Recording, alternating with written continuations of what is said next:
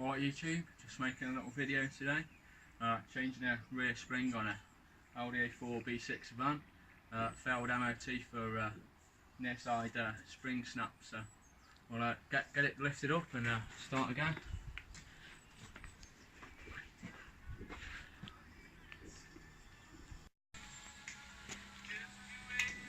So yeah, now we've got the Audi up in the air, get the wheel off and we'll have a look at the spring and see what's what.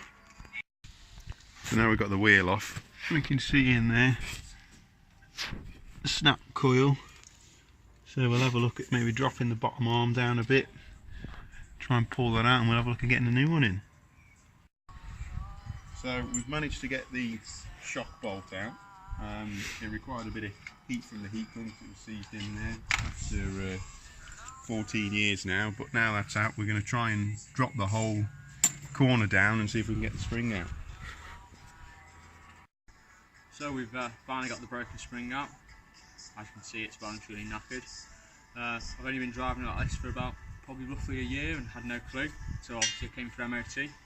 So try and get the new one in now, and off we go. Yeah, I mean, if you have a look in here, we've had to disconnect the shock. That's now loose in there, and we've disconnected the anti-roll bar just so we could drop the hub assembly down a bit, and now we'll try and squeeze a new one in. I don't know how easy that's going to be, but that's the spring seat there, top and bottom. The rubbers look alright on there, maybe just put a bit of grease on there, stop them getting any worse. What's going on here, John? Spring compressors. Spring compressors, yeah. 2018 spring compressors, new from Halford.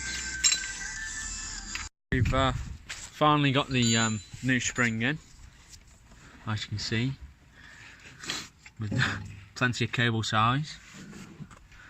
What have we got to do to get it in, John? Drop the two inner wishbone bolts off, one here and then one in there for the trailing arm up the top up there. So we're going to use the old factory scissor jack, just wind him up a bit so we can locate the bolts back in, and then hopefully put him back together and then chop the cable ties and we're away. All going well. We'll do another one in a minute. So yeah, the spring's finally in. Another hour job's turned into probably a 5-hour job.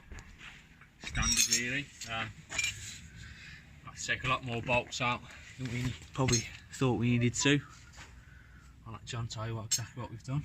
Yeah, so in the end we ended up taking off the rear trailing arm up there and at the back down there, which allowed us to drop the whole arm down, slide the new spring in, jack it back up, put the two bolts in front on the front and the rear, and then cut the cable ties on the spring, which surprisingly actually did something. 1,000 cable ties isn't common practice. No, but you can't get a spring compressor in there because you just hit at the bottom and on the body of the car. You just can't get a spring compressor in there. So cable ties was the tool in the end today. I mean, as you can see, every sort of tool got used, including ourselves. Yeah, we are the tools, but now get the wheel back on and I think we're about done.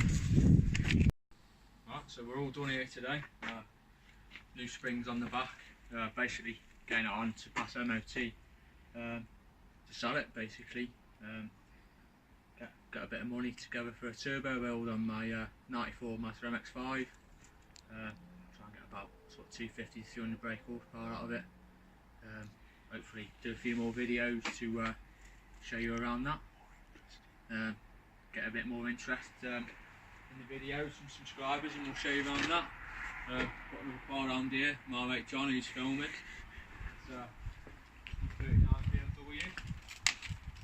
I'll show you around that a little bit.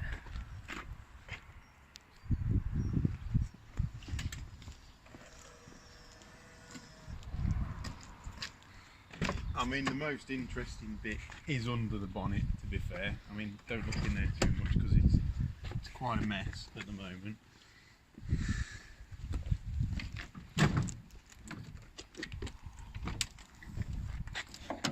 I mean, that's sort of the interesting bit that grabs a lot of people's attention. It's the original BM M62 engine, 4.4 litres, then with a Jaguar Eaton supercharger on the top. I mean, this is the second engine in here now, because the first one is on the shelf in the garage. I'm sure I'll show you that at some point, but this new engine now is lower compression ratio, forged com rods, which are 2 mil shorter than the factory ones to lower the compression ratio.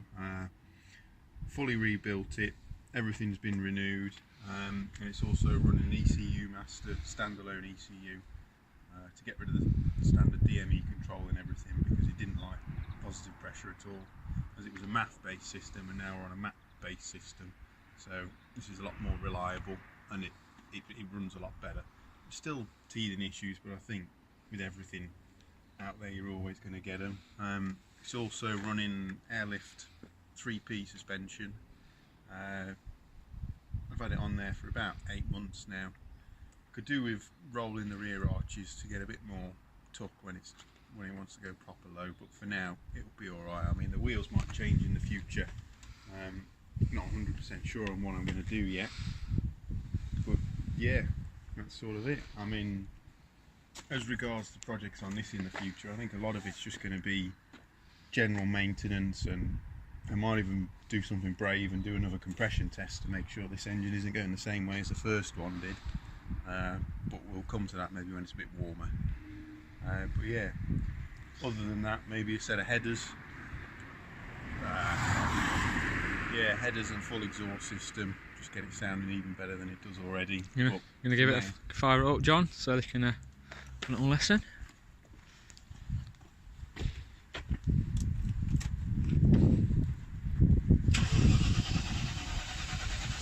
I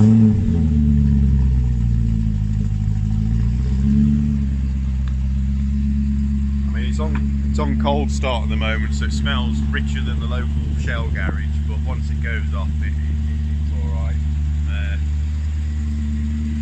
Yeah.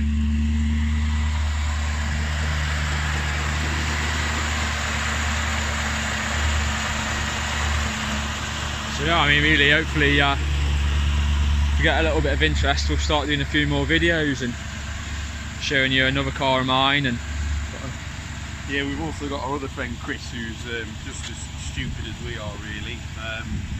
He's got a couple of cars himself. He's got his E39 Merc, which we've done quite a bit on, a torque converter a couple of weeks ago due to glycol contamination in the gearbox oil fluid, and he's got extra cooling radiators on there, heat exchangers for the supercharger, and then he's got his Citroen C2, which is a drive queen, but it looks more like the Hunchback of Notre Dame. It's got a 3-litre V6 out of a 406 coupe under the bonnet. It's been off the road for a couple of years now, but hopefully he'll sort his life out and get it back on the road this year. I mean, that's what we're about, really, just messing with cars, a bit of everything. We're all down to earth, we haven't got big budgets to spend, so I mean, yeah, bear with us and we'll get there. so yeah, I'm Rob and this is John. Hopefully make a few more videos soon.